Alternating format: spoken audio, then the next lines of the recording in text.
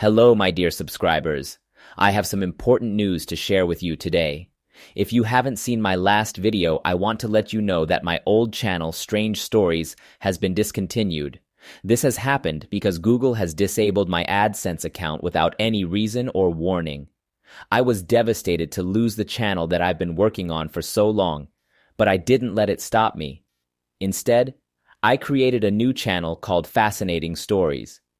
Fascinating Stories is all about the same topic as Strange Stories, near-death experiences. It features the same amazing testimonies sent from viewers like you, and I'm really excited about the new content that I'm creating. So if you love hearing about these incredible stories and want to keep following me on this journey, please subscribe to Fascinating Stories and hit the notification bell so you won't miss a thing.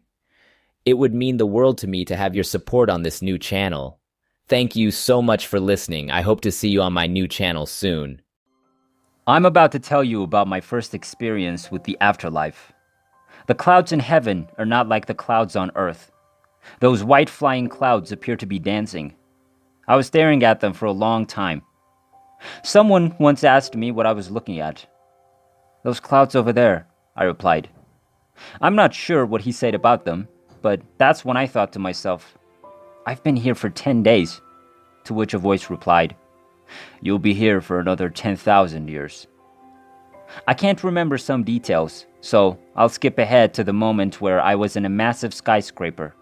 It was huge on the interior and appeared to be composed of pure gold. I observed hundreds of robed people conversing among brilliant beams of light. A lady stood close to two gigantic doors with the words King of Kings and Lord of Lords engraved on them. The phrases, "I am the Alpha and the Omega," are also engraved into the stone. "God will speak to you immediately," replied the lady. When I walked in, I fell to my knees and God urged me to get up. I was in the location where you were giving your new name by God. "I will call you, but I can't remember it." It was a bizarre word that sounded like it came from another tongue. He also informed me what it meant, but I can't remember. The more I looked at his face, the more the light appeared to obscure it. The light was commonplace, like the kind that comes in through a window. This is where the bits of my recollection seemed to start. I soon found myself encircled by a crowd, and I heard a voice say, "Once you depart, there's no returning to your prior life." I want to go. I skipped toward the location, and then I heard a voice exclaim, "Please don't go." I recall some of what happened next. I have some visual memories of my mother's womb and of my birth, and I recall everything. The nurse, the doctor taking me out, what the doctor said, what the nurse said, what my mother said. Everything I recall is exactly the same as what my mother remembers. It's difficult to believe. I must have strengthened my ability to remember my birth and my first birthday as well. I could feel my heartbeat and the chill in the air. When babies cry, it's because the doctor has to take them out. Your head is subjected to a great deal of pressure, which makes you want to cry. I noticed a few pence in his front pocket and recall my grandma stepping in and out of the room. The doctor repeatedly told her to leave the room, but she kept returning. My mum confirmed everything. I also know where I was transferred from the room where I was born. It all corresponds with what my mother says.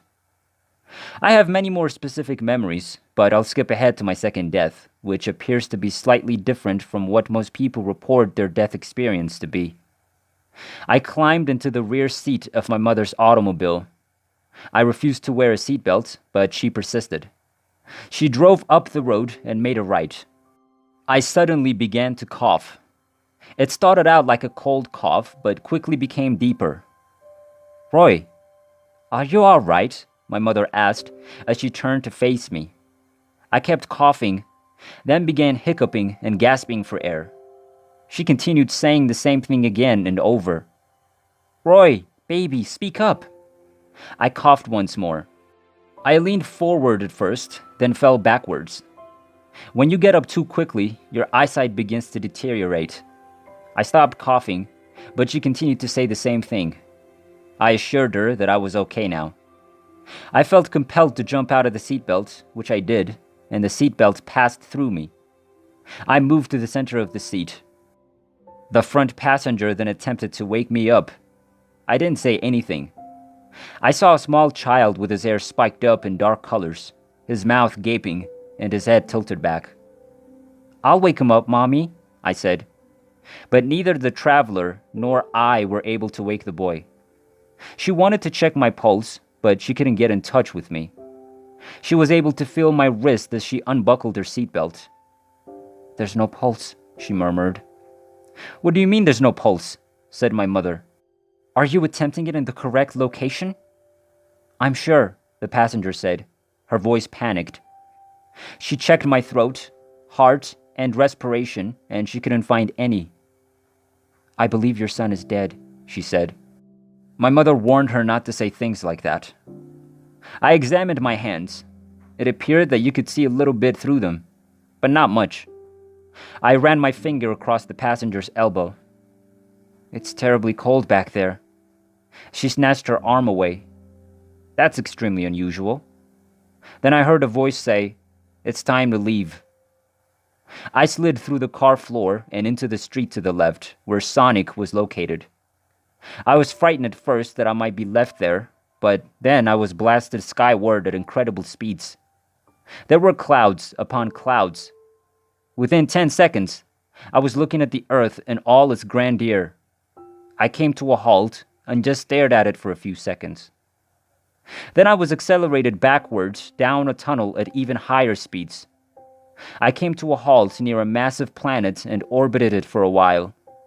Then I took off at a great speed in another direction. I found myself passing through a vast tunnel that was connected to a smaller tunnel. Someone was being drawn into the smaller tunnel. At the end, there appeared to be a dark pit. I swam over to it. Before I arrived there, I heard a voice tell me not to go there, saying, "You don't ever want to go there." Something then drew me backwards.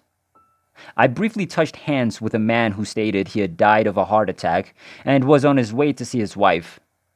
There was a light above us, as well as a gigantic person and a large white hand waving at us. I soon found myself on top of a massive cloud. Smaller clouds were also drifting through the sky.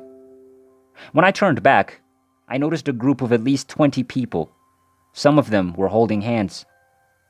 "Roy, come here," said a female voice. "Don't be scared. You're now safe." As I proceeded towards her, I noticed a big cloud approximately 3 football fields away to my right. I watched as a lady on that cloud took approximately 10 steps, dropped on her knees, and began to cry. It was far distant, yet I could see everything clearly from there. She was standing in front of a gate, which was guarded by a person. Then I heard the voice telling me to come to her again.